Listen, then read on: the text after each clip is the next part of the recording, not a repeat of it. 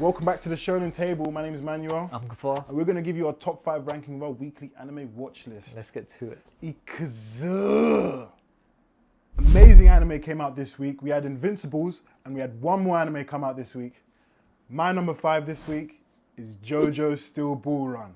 We're back, baby. Yada yada dase. So, JoJo's, we're back, baby. Finally, Steel Ball Run hit our screens and I'm loving it. I'm liking the colors, I'm loving the animation, I'm liking the new characters, and I'm seeing who JoJo is, the reincarnation or whatever it is in this new universe. I thought Dio was gonna be that blonde guy from the beginning with the balls, but then we see Dio in the race, and I was like, okay, cool. So then we're seeing a few other familiar faces. We're trying to see who the stand users are, and I need to find out who the stand users are, so I can't wait for the next week's episode. I didn't know it was all a race. I don't read the manga, so I want to see what actually happens. And there's a guy running with his bare feet against horses in the race. Come on, man. Next episode should be light. My number 5 is Tajima Kamen Rider. The Kamen Rider's pulled up.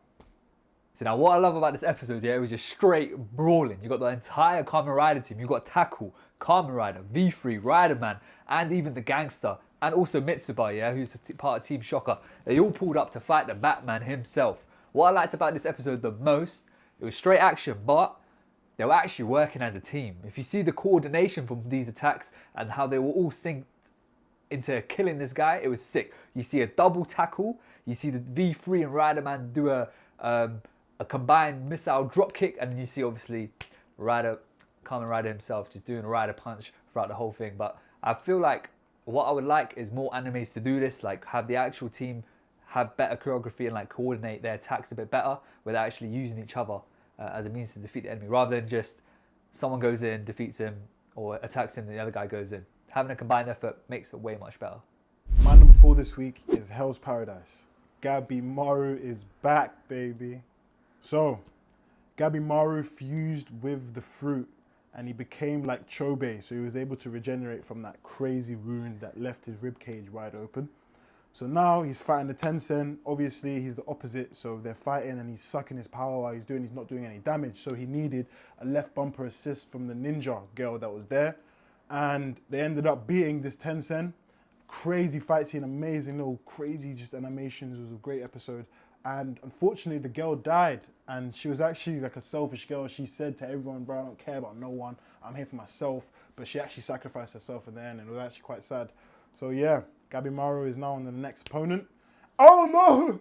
The Shoten pulled up. Yeah. Shoten pulled up at the end of the episode. My favorite character, my favorite Yamada, he's about to bug out on these guys. Bro, next episode of Hell's Paradise is going to be fire. My number 4 is Jack of all trades. Who's that guy and why can't he remember her? What I liked is that the kids were able to hold the smoke for a little while. It wasn't an instant save. They had to hold the smoke last episode and a little bit of this episode. I like that. I put respect on the kids. Orhan pulls up. This girl knows him. He don't know her. I want to know, why doesn't he not know her? What happened to Orhan? That guy at the end of the episode, what did he do to Orhan? He said that, oh, Orhan's this powerful, but he hasn't unlocked himself. What does that mean? Who is this guy? To me, he looks like Orhan himself, you know? He looks like Slidey. He looks like a future variant or different Doctor Strange multiverse variant of Orhan. So that's who I think he is. But yeah, there's too much mystery going on. Why can't he remember her? What's going on? I want to know. Our number 3 this week is Sentenced to be a Hero. My nigga Zylo out here deleting people. You should watch Sentenced to be a Hero. Frequently, they have a good action-packed scene as they did just in this ep. But the mystery around this ep is the priest. Who is he? What's he about? What's the lord he's following? He's got a niece. She's one of the good ones. She knows he's up to no good. But bro, she needs to come clean and tell the rest of the team. Zyla don't know what he's up to. She knows something's wrong, but she ain't telling no one. She needs to tell us. He's actually pretty booky, isn't it? Yeah. Zylo and Tia are fighting my favorite demon guy of this whole thing, the blue-haired guy, who he actually says he respects Zylo and stuff, but ultimately he has to beat him. I love this guy, I can't lie. Like, he reads poetry, he's very smart and intelligent. So Zylo pulls up, and my man's basically full-powered, Super Saiyan 3'd, full transformation, jump down, and then it's a full-on battle. So it's Tia versus my man. explosions everywhere, knives getting thrown, and eventually Teotora backed out the godly sword. My man Xylo grabbed it and just went straight in and deleted this guy. That's my guy Xylo. Don't fuck with my guy, man. I'm telling you. Our number 2 this week is Fate Strange Fake. One of the 4 horsemen from the apocalypse pulled up. What the hell is Jester doing? So, some servants and some masters are stuck inside a reality marble which was made by Tsubaki, the girl who they were trying to protect and some people were trying to kill. The Zabania girl, who we found out her name is Hassan of the Serenity. So Hassan is basically a status which is passed down to the most elite assassin. So their first assassin was like Hassan the First, or I don't know his name, but he was the strongest ever. This guy was so strong, he could basically kill immortals.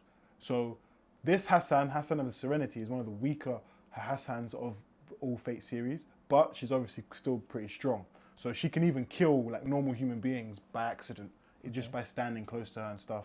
So because her name is called Hassan of the Serenity, she wants love, but anyone she touches dies. So that's the cold play there. So that's pretty cool. I like it. So then Zabania, the girl, what's her name? Hassan of the Serenity, met Flat, and when they were trying to hash it out, Jester came out of nowhere and fucked everything up.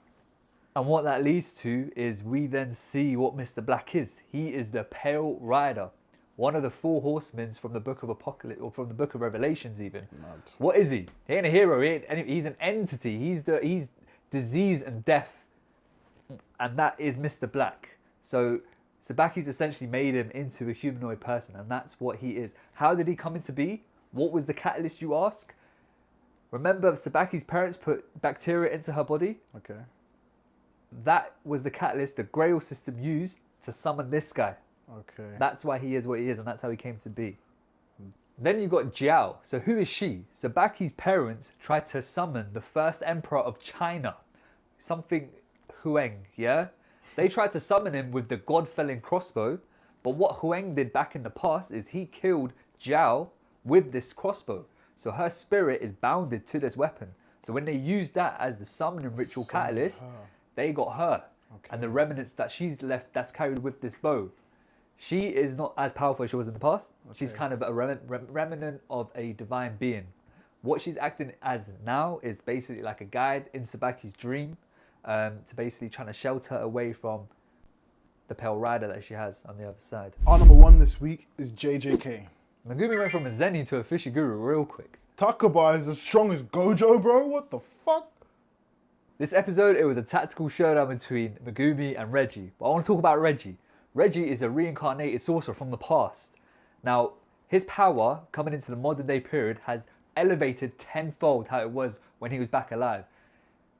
Think of a receipt back in the day. It was written on parchment paper or wood or scrolls. He had to carry it and lug that all around with him. Now, he's just got receipts dotted all around him. How he got those receipts, you ask? Obviously, he took over a vessel. So that person's money, that guy's savings, everything, Reggie took it. He bought everything with it. Now, why I say Megumi is a Fushiguro? Because when Reggie put those 2 tons worth of cars onto him and he was struggling against the car, I was like, that's the Fushiguro I know. You know what I mean?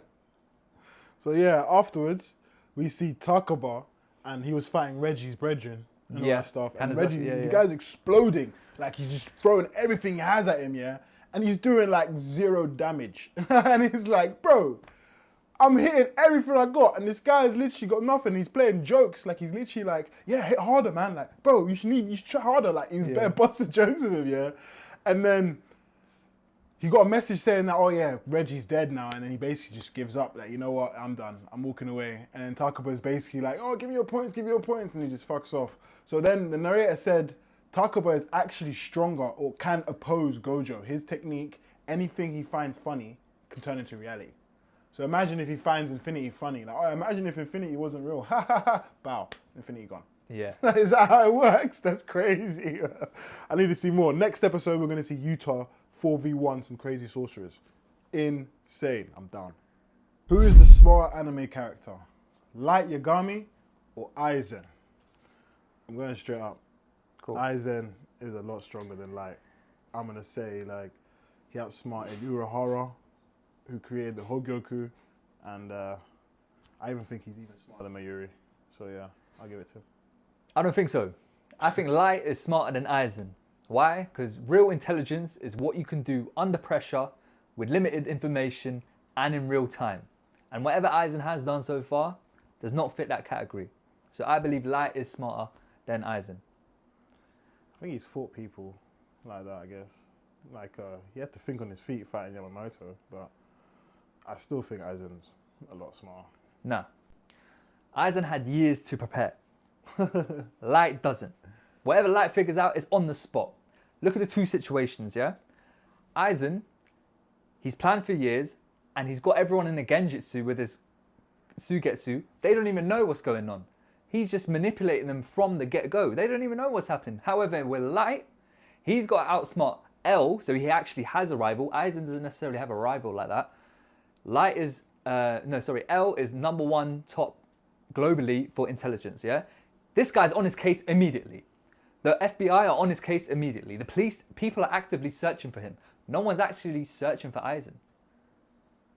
Light is smarter. He's not a god. He's a human with a brain. Aizen is a divine being, essentially, and he doesn't plan everything. Aizen's a better planner, but Light is smarter. Get your shit correct. Which anime character had the worst childhood? And off the jump, I'm going with Sasuke. He had one of the worst. He had to see his parents die like 1,000,000 times. His childhood was pretty up there. I think Hyoka Izumi from Bungo Stray Dogs. Wow. She was a child who was basically a living weapon. She was controlled and ordered to kill people. She didn't want to kill these people. And what makes it worse, the people that she did kill, she feels guilty for killing them. That's not just trauma, that's a lost childhood. I'm going to go with Kuma. Fuck me. One of the worst childhoods I've ever seen. Born into slavery, and then seeing his mum and dad die, and then his wife getting taken by the government, then having a baby with one of the Celestials, and he has to raise it, and then that's not even his baby, and he's raised it. Bro, Kumar's backstory was one of the craziest. He had the craziest childhood, 100%. I think Yotaro for Demon Slayer, he had a bad childhood. The guy was beaten up. He was flipping mauled and everything just for how he looked and about him being poor. On top of that, he was starving. The only thing he had was his sister, and then they took that as well. Once they took that, then he became a demon. So that guy had a bad childhood too. No, the worst childhood is actually Hyakumuru from Dororo. So this guy, even before, just when he was born, his selfish dad sold his body to the demons. So they took pieces of his body. So 12 different demons took a piece of his body. He was just a thing with no eyes, no legs, no nothing. And then they put his body in a river. And he was found by one guy and raised. And he was grown up with literally no eyes, no tongue, no nothing. And he had to kill these demons with no hands and feet to get his body parts back. Insane. Actually, from One Piece, Trafalgar D. Law. He's got a dark past. His parents died. His whole entire country died and got taken away from him. He had a disease. Everyone got wiped out by that same disease. But imagine being a kid and everyone you know and everything you know vanishes, got taken away. He was moving out of rubbles of dead people. He got pulled into a life of crime. The world didn't give a crap about what happened to these people. They turned their back. And the only person that helped him, Corazon, what happened to him too? He got taken away as well. That is dark. If you don't agree with us, let us know who you think has the most traumatic childhood. JoJo's is back. Still Bull Run has started streaming. I've seen the other 6 parts of JoJo's, and he has not seen any part of JoJo's, and we've both seen Still Bull Run together. So, my honest opinion is, I love it. I'm not going to give it a 9.8 rating because I don't think it was that high. I think I'll give it like an 8.5 or like a 9 out of 10 because I like JoJo's. I love it. I like to see the mysteries of the stand users and stuff. I understand like how it works and all that stuff, and I know the connections from the other universe. But how do you feel about it? I don't know, man. This anime has been bigged up to me a lot, all the time, across the many years, and it was alright. It was just a horse run. I mean, it's a horse race at the end of the day. It was entertaining. It weren't the funniest anime I've ever seen in my life. Like flipping Tajima had me laughing a bit harder than certain moments. You know what I mean? I laughed twice. It was a 40-minute episode. I'm counting that as 2 episodes. Me hearing it was the funniest thing ever. It was alright. In terms of the episode, 9.8, you lot are smoking budge. It was probably a 7.8. It was entertaining, but I expected more because of what I've been told. So my expectation was a little bit higher. But it was alright. It was alright. It was a good watch. I wouldn't say it was a bad episode, but it was alright. You know what I mean? Nothing special. We'll see what the next week is saying. We'll see what next week is saying. We'll see about the more stands and the power system and stuff. But yeah, still bull run, baby. Yada yada. That's it. What do you guys think about the new episode? Thanks for tuning in for another episode of the Shonen Table. Please like, comment, and subscribe. Ikaza.